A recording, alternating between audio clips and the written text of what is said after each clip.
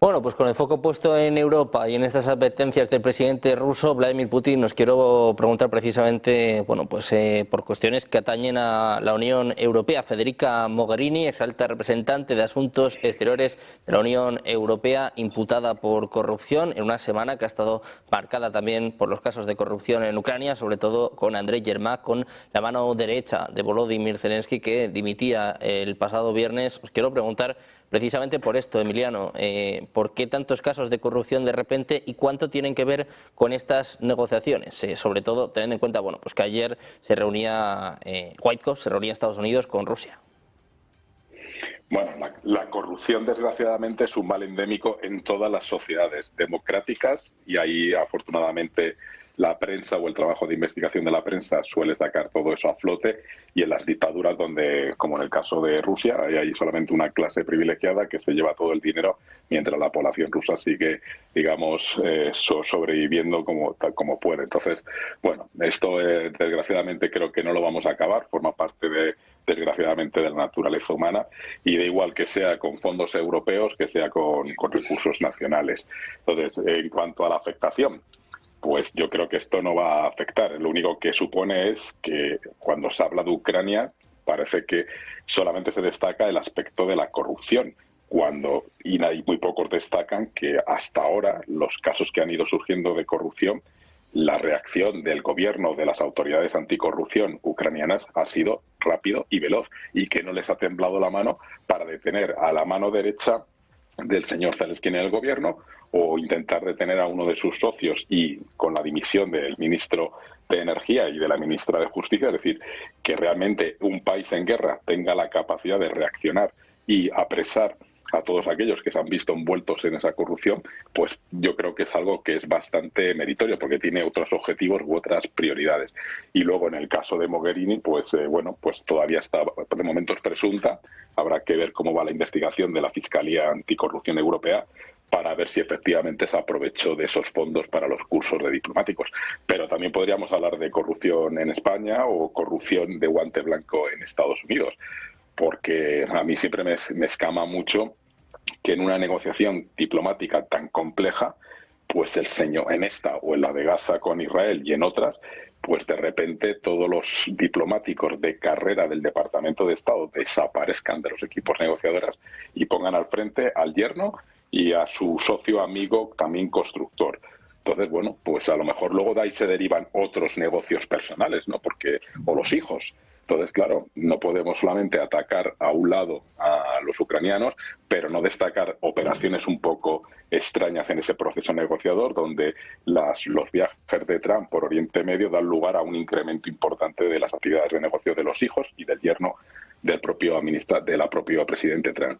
Entonces, bueno, pues creo que estos temas simplemente van a generar ruido en la sociedad, críticas, y tratar de buscar una línea de ataque, en este caso al gobierno ucraniano, porque todo es corrupción, pero es que no es todo corrupción. Tienen las autoridades creadas, el propio Zelensky retiró la ley que se había sacado para tratar de ubicar a los organismos anticorrupción ucranianos debajo del Ministerio de Justicia ucraniano, y la Comisión Europea, en ese proceso de adhesión de Ucrania de aquí al 2030, uno de los capítulos que mira con lupa es precisamente las medidas anticorrupción que adoptan las autoridades ucranianas para esa condición de Estado candidato a la Unión Europea. Es decir, que básicamente se utiliza como una línea de ataque a la situación actual en Ucrania, que ya está bastante debilitada, desafortunadamente, por la falta de apoyo específicamente de la administración del señor Trump, con estos vaivenes que hacen que el señor Zelensky pues unas veces sea el presidente ilegítimo, en palabras del propio Trump, y otras pues de repente lo reciba ahí en la Casa Blanca. Pero bueno, esperemos que esta situación de corrupción, como digo, como es un mal endémico de todos, pues lo que tenemos que hacer la ciudadanía es tratar de luchar, porque al fin y al cabo lo que nos están robando es a nosotros, que somos los que pagamos impuestos. Bueno, pues un momento complicado para Ucrania con estas negociaciones y con estas informaciones que ya no solo apuntan a corrupción en Ucrania, sino también en Europa. Hablábamos bueno, de la persona que era algo así como Kaja Kallas, de 2014 a 2019, Federica Mogherini, que bueno, también se ha visto envuelta en las últimas horas en un escándalo de corrupción. Armando, te quiero preguntar precisamente por estos escándalos que están surgiendo ahora en Europa, en Ucrania, ¿cuánto pueden tener que ver con este proceso de negociación? Bueno, tiene un impacto enorme. Primero, es innegable que la corrupción en Ucrania es endémica, no nada más de ahora, pero desde hace muchos años. De hecho, en la primera administración del presidente Trump no hubo el apoyo por parte de la administración de Zelensky porque había casos concretísimos de tráfico de influencia del hijo del presidente Biden. El hecho que se esté persiguiendo la corrupción por parte del gobierno ucraniano no se debe al compromiso del gobierno ucraniano con estos temas, sino por la presión propia de los Estados Unidos y de algunos organismos internacionales y de la Unión Europea. De la Unión Europea fue la que descubrió todos estos desfalcos de estas maniobras para quitar dinero de otros temas fundamentales y que han sido mal utilizados esos recursos. Por eso se están viendo afectadas personalidades o personajes como Giuliani a ese nivel de la estructura de la propia Unión Europea. O sea, la corrupción es, sin lugar a dudas, endémica y cada vez que se requieren más recursos para mantener este conflicto, va a haber más presión y más vigilancia de cómo se han venido utilizando esos recursos. Y es evidente que se han venido utilizando muy mal.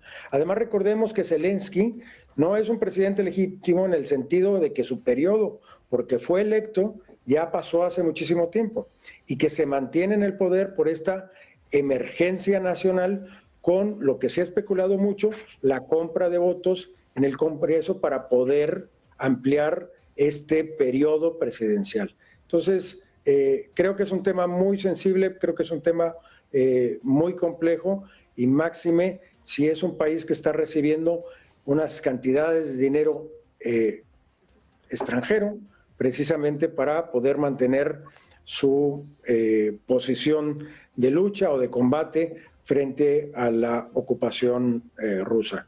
Entonces, creo que sí tendría muchas implicaciones y cada vez las va a tener más. Bueno, pues atentos a estos casos que están aflorando en Ucrania, en Europa, atentos a este proceso de paz. Te quiero preguntar también a ti por esto, José Luis, si te sorprenden estas informaciones, estos escándalos que están salpicando ahora incluso altos cargos en Europa y si crees que están relacionados con este proceso de negociación. Decía Trump hace unos días que tenían algunos problemitas en Ucrania. ¿Cuánto tendrían que ver estos problemas precisamente con el punto en el que estamos de las negociaciones? Bueno, la Unión Europea es uno de los grandes centros decisorios de todo aspecto, ¿no? Y por tanto sabemos cómo pululan y son grandes protagonistas los grandes lobbies y los grandes grupos de presión. Si a la hora de estirar de repente quitas la tapa, rápidamente te aparecen, bueno, pues todo el flujo de intereses pues que tienen, por ejemplo, Marruecos, que tiene Qatar, que tiene Azerbaiyán, que tienen diferentes países, ¿no? Y ha habido, y estoy citando exclusivamente, casos que en su momento han llamado la atención y en los cuales había personas comprometidas de la clase política, que hay que tener en cuenta que gran parte de la clase política ocupando cargos, bueno, no han sido elegidos por la ciudadanía europea y el problema viene también en parte por los propios partidos políticos que las personas que envían allí, en algunos casos es un personal que bueno, pues que es como un premio después de la labor de servicio que han desarrollado en sus países, lo cual está muy bien, pero en otros casos también ha sido el envío de ciertos políticos para enfriar casos de posibles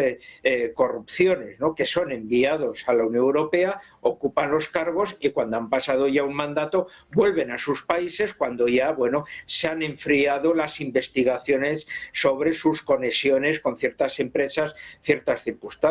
Así que unas personas que están buscadas por esas presuntas corrupciones, luego resulta que les pones en un sitio donde hay muchísimo movimiento de intereses y de dineros, pues es muy fácil que caigan en unas corrupciones totalmente mayores. Ahí ya son las cuestiones de contrarrestar un poco todas estas circunstancias, ¿no? Luego, como bien decía Armando, tenemos ya el tema de Ucrania, que ahí alimenta grandes casos de corrupción con la cuestión de la llegada un poco de todas esas esas ayudas. Y hay que tener en cuenta que el papel de los caciques es importantísimo, ¿no? Y cómo cambian también incluso de mando. Vamos a poner un ejemplo, ¿no? Pues no sé, Rinat Akhmetov, ¿no? Que fue el gran financiador del Partido de las Regiones, el cual era el que tenía el baluarte en las provincias rusófonas que mayoritariamente están bajo control ruso, y que muchos de los que activamente se proclaman como ucranianos pro-Putin proceden un poco de esa formación. Del mismo modo se pueden ver del mismo partido gente que está ahora en posiciones progubernamentales ucranianas del mismo partido. Bueno, Akhmetov, que era el principal, podemos decir, oligarca que financiaba ese partido, está claramente con el gobierno ucraniano, está con Zelensky, es el principal financiador privado del ejército ucraniano, pero el principal millonario ucraniano que se está enriqueciendo con la llegada de gas licuado estadounidense a través de Lituania, por ejemplo, a Ucrania. Entonces, bueno, pues aquí vemos, bueno, esos cruces, esas alianzas, esos cambios de bando, etcétera, que explican muchas veces que luego, bueno, pues qué hay de limpieza en ello y qué hay de subterráneo, que como bien has dicho, ahora en un proceso de negociaciones, pues muchas veces estiras, quitas la capa superior y es el momento de descubrir, bueno, pues parte de esas corrupciones que vienen bien para encauzar, bueno, los procesos de diálogo en la dirección que algunos quieren, ¿no? Bueno, pues pendientes de este diálogo, de estas conversaciones de paz que están teniendo lugar entre Estados Unidos y Rusia, vamos a poner el foco brevemente en Europa. Vamos a hablar de Alemania. Información que nos llega en estos momentos del diario Bild. Se habla de informes de una amenaza de bomba en Mönchengladbach. La última hora apunta a informes de una posible amenaza. La policía de Mönchengladbach ha acordonado la plaza Bismarckplatz en el centro de la ciudad. Según el diario Bild, se trata de una amenaza de bomba. Varios edificios circundantes están siendo evacuados, es lo que informa un portavoz policial. Numerosos agentes fueron desplegados para seguir las pistas. Confirman una amenaza y el despliegue de un perro detector de bombas. Según el diario Bild, lo repetimos, se trata de una amenaza de bomba. El cierre de Bismarckplatz está causando importantes interrupciones de tráfico en el centro de Mönchengladbach. Varias calles que conducen a esta importante intersección estarán cerradas a partir de cierto punto, es lo que explican portavoces de la policía. El transporte público también se está viendo afectado, ya que precisamente las líneas de autobús pasan por Bismarckplatz. Muy atentos a esta última hora que nos hace mirar a Alemania, amenaza de bomba en Mönchengladbach, a la espera de conocer más informaciones y, bueno, pues a la espera también de medir cómo va este caos que se está desatando en lo que refiere al tráfico. Vamos a estar atentos de Alemania, pero vamos a seguir abriendo más frentes, vamos a mirar a más temas y vamos a poner el foco en Venezuela. Donald Trump, que bueno, busca solucionar las guerras, busca también un premio Nobel de la Paz, pero ayer amenazaba con ataques terrestres en Venezuela. Te quiero preguntar por esto, Emiliano, ¿cómo ves la amenaza de Trump y hasta qué punto crees que se puede concretar? Pues yo, por el propio bien del señor Trump, que prometió a todo su electorado que no iba a meter jamás de nuevo a Estados Unidos en conflictos ajenos, creo que sigue entrando dentro de, digamos, de ese increchendo de la presión psicológica al señor Maduro y su gobierno para que busquen refugio en Cuba, Rusia, Nicaragua o donde les acoja. Es decir, quizás llegue no a la invasión terrestre, que curiosamente debe ser que no tiene ni idea de Venezuela, pero que considero que era más fácil el ataque terrestre, pues quizás lo único que puede hacer son precisamente algún tipo de operación de bombardeo selectivo para incrementar esa presión al gobierno de Maduro o del régimen de Maduro y que salga del país y que Venezuela pueda recuperar la democracia y su antigua potencia como potencia económica de la región.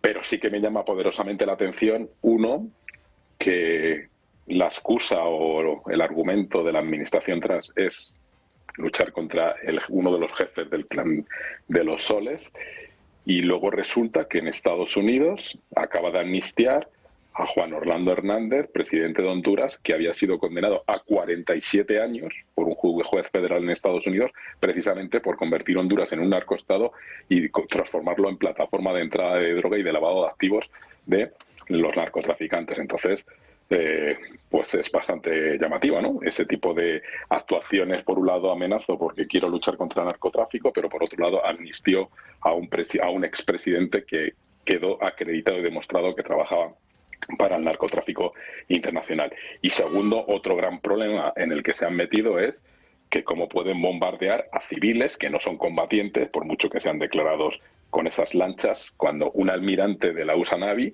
se atreve a bombardear a supervivientes de un bombardeo previo. Eso es un crimen internacional desde el punto de vista del derecho internacional, pero bueno, eso creo que a Trump no le preocupa mucho, y la familia de uno de los que ya murieron, que es colombiana, ya ha introducido una demanda ante la Comisión Interamericana de Derechos Humanos, es decir, es que ya no está llevando a Estados Unidos ni siquiera a las Fuerzas Armadas a respetar lo que es el derecho humanitario bélico internacional, y por lo tanto está metiendo a su propio ejército en un auténtico problema, aunque luego, como obviamente es característico del señor Trump, ni cooperará con la investigación ni mucho menos aceptará ningún tipo de cargos desde el punto de vista de la responsabilidad penal internacional de los miembros de su fuerza naval. Entonces, bueno, yo creo que no se va a producir esa invasión terrestre y que simplemente sí se podrá producir en última instancia, es decir, agotando todas las posibilidades, algún tipo de ataque quirúrgico. Aquí sí que se puede utilizar el término quirúrgico para tratar de que el régimen de Maduro desaparezca y que Venezuela vuelva otra vez a la senda de la democracia. Bueno, pues el foco puesto en Venezuela y en Maduro, al que veían bailando, pero que al parecer se está considerando incluso que pueda exiliarse a Qatar. Parece, bueno, pues que estamos en horas decisivas para saber qué va a pasar con este conflicto. Decía hace apenas unos minutos el secretario general de la ONU, Antonio Guterres, que una confrontación, que un conflicto entre Estados Unidos y Venezuela no conduciría a nada bueno. Te quiero preguntar a ti también por esto, Armando, ¿cómo ves la situación con Venezuela y sobre todo esta amenaza de Trump de ataques terrestres inminentes? Yo creo que es un incremento de la retórica para generar más presión en la administración de Maduro, para generar divisiones entre los altos mandos, para generar que los mandos medios busquen por sus propios medios y con asistencia muy probable de la CIA, rebelarse ante la situación que están viviendo y busquen un cambio de régimen. Este cambio de régimen puede funcionar si sale Maduro del poder y se exilia en otro lugar. La posibilidad de que haya una invasión directa yo lo veo muy poco probable. Es cierto que ha habido 56 intervenciones de Estados Unidos en América Latina en el siglo pasado y principios de este.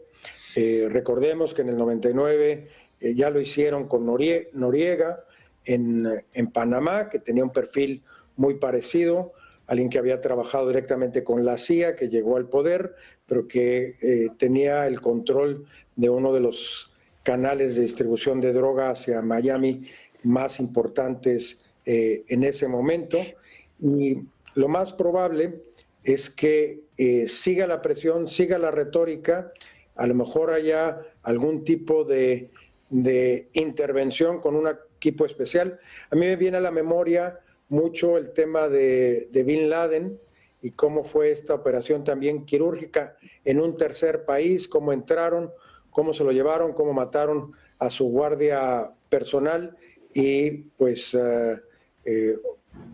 ejecutaron también a Bin Laden. Y esto no trajo repercusiones internacionales. También tenemos que recordar que Estados Unidos no reconoce la potestad de la Corte Internacional de Justicia. Entonces vamos a ver cómo algunos de estos temas sí se van a judicializar, sí van a llegar algunos a organismos internacionales, pero por el perfil de Trump, que ha buscado primero la negociación y ha prometido no llevar a Estados Unidos a un conflicto bélico, lo más probable es que sea meramente presión política y militar para que Maduro abandone la posición como presidente de Venezuela y se puedan volver a llamar a unas elecciones que sean libres o reconocer las elecciones anteriores donde ya hubo una elección democrática directa del pueblo por otro candidato diferente a Maduro. Pues José Luis, te quiero preguntar a ti también por esto, esta amenaza de Trump de ataques terrestres inminentes, decía algo así como, bueno, pues que van a acabar con todos ellos y decía que Maduro se va a ir. ¿Está muy seguro Donald Trump? ¿Crees que Maduro va a ceder a esta presión? Hombre, tiene una gran debilidad, como bien han marcado mis compañeros. Las últimas elecciones han visualizado la ausencia ya de un reconocimiento democrático en ese aspecto, porque antes podía gustar o no, pero más o menos se atenían a unas ciertas circunstancias visuales. Ahora ya no.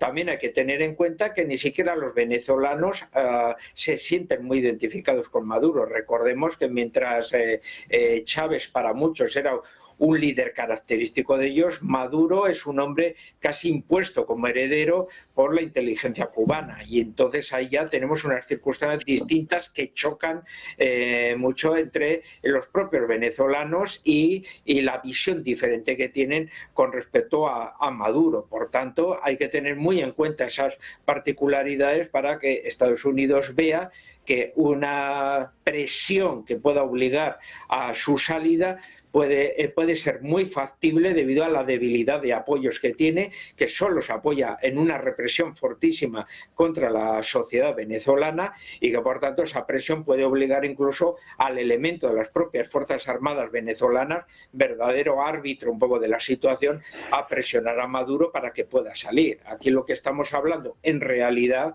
es del control de los recursos energéticos venezolanos, y teniendo en cuenta que el principal mercado, incluso en la época de Chávez, siempre ha sido Estados Unidos. Por tanto, bueno, está claro que pueden llegar a unas negociaciones sin la presencia de Maduro en este caso, y a todo el mundo le conviene, excepto a él, en ese campo. Una intervención de tipo militar pues provocaría, por el contrario, una reacción de tipo nacionalista, incluso un rearme de gran parte de los países vecinos en una política muy antiestadounidense, con el discurso antiimperialista, etcétera, que le vendría muy en contra. Así que, de la misma manera, creo que son presiones para realizar pues una intervención que pueda provocar un poco ese descabezamiento del régimen y un proceso de evolución. Lo del narcotráfico no deja de ser una argumentación, como en el pasado fue la lucha contra el terrorismo, para eliminar fuera de la ley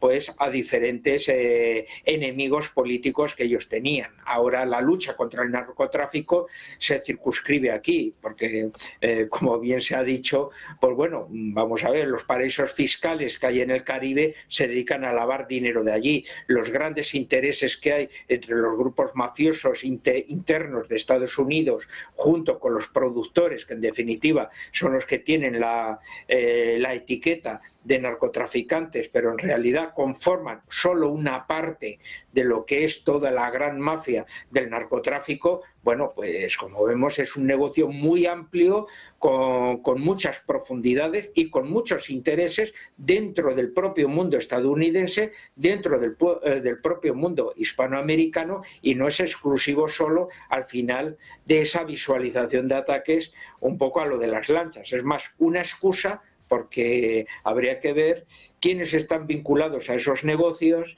y son donantes del Partido Demócrata o del Partido Republicano. Bueno, pues con el foco puesto en Venezuela vamos a ahondar en su presidente, vamos a ahondar en Nicolás Maduro. Hoy informaciones del Washington Post hablaban de un posible exilio a Qatar, se ha hablado mucho de Rusia, incluso de Cuba. Hoy se habla también de la paranoia que tiene el presidente venezolano, que cambia cada noche de cama, también de teléfono. Te quiero preguntar por esto, porque vemos como la presión no para de crecer y, bueno, Maduro de momento parece que aguanta el tipo. Emiliano, quiero saber si estás sorprendido con la resiliencia de Maduro y si crees que va a durar en el tiempo. No, o sea, la resiliencia de Maduro ya ha quedado acreditado desde casi que fue designado por el comandante Chávez directamente como su sucesor, porque ha sobrevivido a todo tipo, ha sido capaz de hacerse con el ejército, darles importantes prerrogativas económicas, gestionando empresas, llevándose todo el dinero del mundo, permitiendo que saquen el dinero de Venezuela. Es decir, que está a prueba a prueba de bomba. Obviamente es consciente que si Estados Unidos quiere incrementar esa presión, pues al final ese ejército que ha venido apoyándole porque lo tiene prácticamente comprado, pues puede volverse en contra de él, y por eso pues ya no se fían incluso tampoco dentro de la propia Venezuela y cambia de domicilio, residencia, de teléfonos, e incluso se supone que hay un avión próximo a un aeropuerto en Brasil, porque esa sería la eventual vía de salida. Lógicamente, con ese bloqueo aéreo que hay en el Caribe, pues no puede salir por ahí. O sea, que tendría que salir o por territorio colombiano o que Lula le permitiese salir por el territorio brasileño y se exiliase a Cuba. Recordemos, como ha dicho José Luis, que Venezuela lleva desde casi el fallecimiento esta vez, pero incluso antes también, completamente tomada por los servicios de inteligencia cubanos. Por lo tanto, dudaría mucho que se fuese a Qatar, dudaría mucho que se fuera a Rusia, pero por cuestiones climatológicas que no le pega nada al rumbero presidente venezolano, y quizás uno de los destinos favoritos para él podría ser Cuba, donde tendría el beneplácito y la protección del gobierno cubano, y las relaciones entre Cuba y Estados Unidos con esta administración pues obviamente tampoco son las mejores para que hubiese una cooperación en una eventual solicitud de extradición. Pero dentro de estas conversaciones que supuestamente ha tenido con la administración Trump está que si abandona el gobierno, entiendo que el gobierno estadounidense no solicitaría ninguna orden de extradición que le forzase, digamos, a buscar sitios muy específicos para evitar esa cooperación judicial. Pero eso no sabemos exactamente, esas conversaciones que tuvieron por teléfono y que no llevaron a buen puerto, pues no sabemos exactamente su contenido, pero irían más por esa línea, intentar que el propio ejército haya una especie de revuelta y que consigan que el régimen de Maduro, o todo el gobierno, incluido el señor Diosdado Cabello, que es otro buen dirigente político, comillas, pues salga con el señor Maduro hacia afuera, y puede ser que la vía sea el territorio brasileño. Bueno, pues un momento de especulaciones sobre qué puede pasar con el futuro de Nicolás Maduro. Se ha hablado mucho de Cuba, de Rusia, ahora parece que está sobre la mesa Qatar. Son informaciones de última hora que contábamos de New York Post, de Washington Post. ¿Cómo ves estas cuestiones, Armando? ¿Cómo ves de posible que Maduro termine cediendo a esta presión, a estos ultimátums de Donald Trump? Bueno, han ido desmantelando sus áreas de negocio. La primera y muy importante, de donde sacaba más dinero, es el tráfico de personas. El Tren de Aragua se dedicaba a eso. Pasar una persona de México, Centroamérica, Sudamérica, a Estados Unidos tiene un costo entre 10 y 20 mil dólares.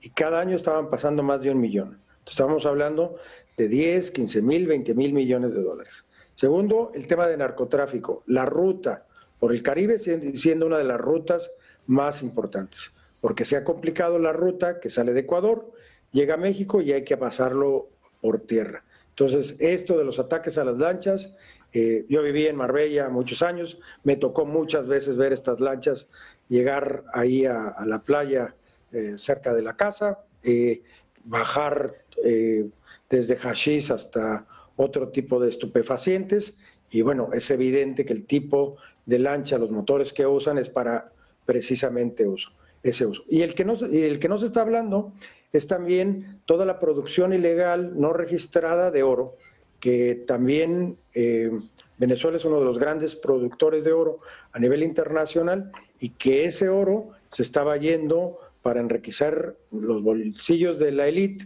y para comprar ciertas amistades o para comprar ciertos compromisos en otros países. Inclusive se especula que ha habido inclusive vínculos en ese sentido con autoridades españolas. Entonces, se le han ido cerrando todas las áreas a Maduro, tiene pocas posibilidades. El irse a refugiar a otro país como Qatar representaría un tema de conflicto con Estados Unidos, cuando hay una excelente relación.